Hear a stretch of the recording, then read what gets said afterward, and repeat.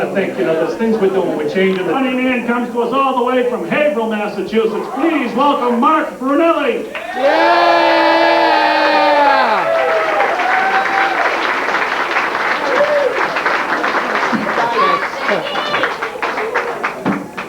Hey, welcome to the Garibaldi Liguria Club, huh?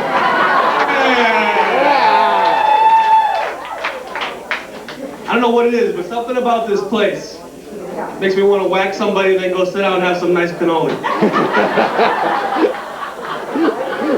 I mean, I'm an Italian guy myself, but when Dave over here went to go book this show, I gotta wonder how that phone call went. Hi, yeah, we'd like to book a comedy show at your club. It's gonna be really funny. Funny how? Like a clown? You want to amuse me? Hey, why don't you do that, funny man? Why don't you come down here with your little clown school and make me laugh, you prick, yeah? It's actually a really convenient location for me because I live right here in Haverhill, like you said, and I love living in Haverhill. Every day I thank God that I live in Haverhill because it's not in New Hampshire.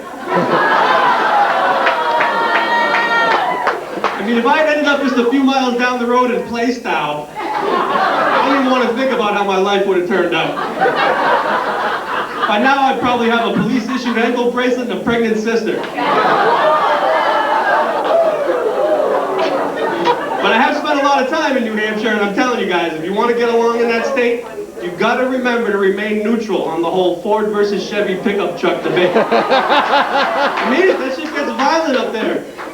You ever in a bar and you hear two guys talking to each other, talking about, hey man, what do you drive, a Ford? No man, I drive a Chevy. Well, you've got to get yourself a Ford. No, you got to get a Chevy. Just get the hell out of there, all friggin' hell's about to break loose. There's going to be broken Schlitz bottles and NASCAR memorabilia flying everywhere.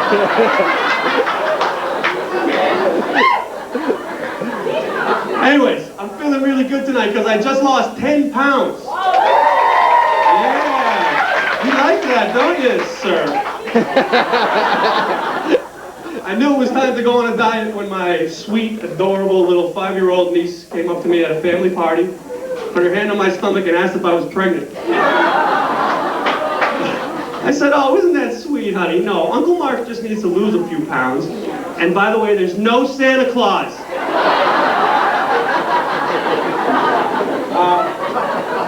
I come from a big family, big Italian family, 4 brothers and sisters, and my mother raised us all, great lady, sweetest woman in the world, a little bit crazy though. Growing up, I got the feeling that she had this strange obsession with poop. It seemed like her cure for everything was either go to the bathroom or go sit on the toilet or something like that. Hey, Mom, I got a bellyache. Oh, go sit on the toilet. Oh, okay. You know, like, she didn't understand that this wasn't always the problem. I remember one day I came home, about 9 years old, running in the house. Mom, I just fell off my bike. I got a massive head wound. I'm bleeding. But are you moving your bowels? What? I had appendicitis one time. The woman gave me prune juice on the sports page. So, I watch a lot of TV. I like the reality TV shows like The Apprentice and Fear Factor and Survivor. But they kind of bother me because I don't understand why they call them reality TV shows. I mean, this stuff never happens in real life, let's face it. And when's the last time you went to work and you asked your boss for a raise? And your boss said, sure, we're going to give you that raise. But first you have 30 seconds to eat this bucket of whale shit, run through that obstacle course, and bang that donkey over there. And if you can't do it, you're fired. But I figured out what it is about these shows that drags me in, you know? It's because the creators of these shows have figured out how to turn boring things into exciting things. You know, they figured out that with a little fancy lighting, some editing, they can turn a knitting competition into World War III.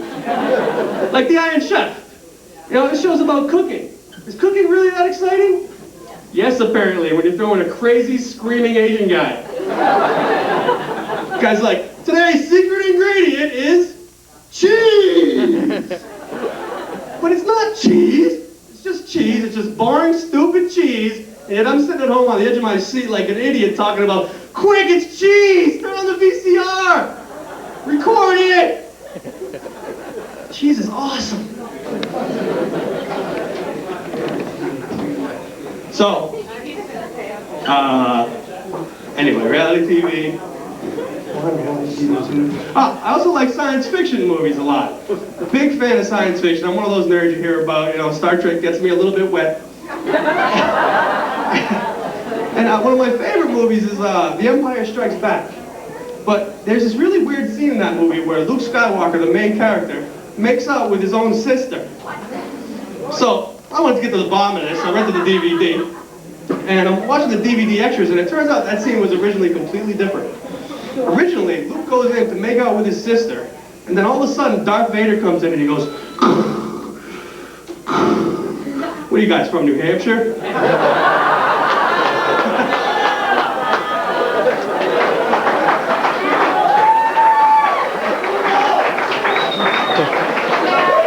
So, I gotta be honest with you, I'm kind of a jerk. I have a tendency to get mad at things that I probably shouldn't get mad at, like the handicapped. What the hell with that? I'm driving down the street today, and I see this big sign that says, "Caution, deaf person." I'm thinking to myself, the nerve of this guy, like I'd be doing donuts in his front yard if he could hear. It's okay, there's no sign, you can do whatever you want. It's okay, you can hear you coming. You know, we all got problems. Why does he get a sign? We all got problems. You don't see a big sign in my front yard that says, "Look out, premature ejaculator!"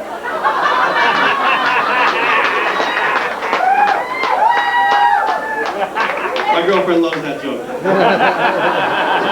No, seriously, I've been in a loving relationship for over 3 years, and I gotta tell you guys, the secret to a good relationship is you gotta be willing to compromise. You know, you gotta really try to address your loved one's needs and make that love happen. For instance, give you an example. My girlfriend came up to me last week, said she was afraid we weren't getting enough culture. We weren't doing enough to experience the world's many cultures. So we discussed it like adults, came to a compromise. That night we got all dressed up, went to Boston, picked up a couple of Brazilian whores.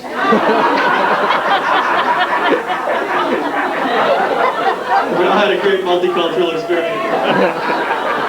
I thought that would solve the problem, but then she said she wanted to go to Mexico. So again, we compromised and I took her to Lawrence.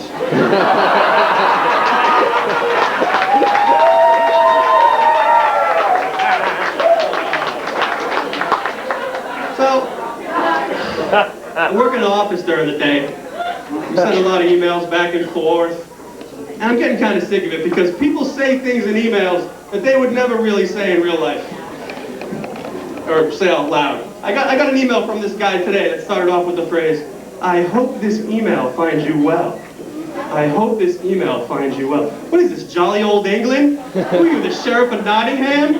Did you send a lowly peasant and a donkey across 100 miles of treacherous land to deliver a message from the Queen? "Oh, good day, sir. I hope this email finds you well, I do." Jesus Christ, Larry, you work across the hall. Okay, that's it for me. Thank you.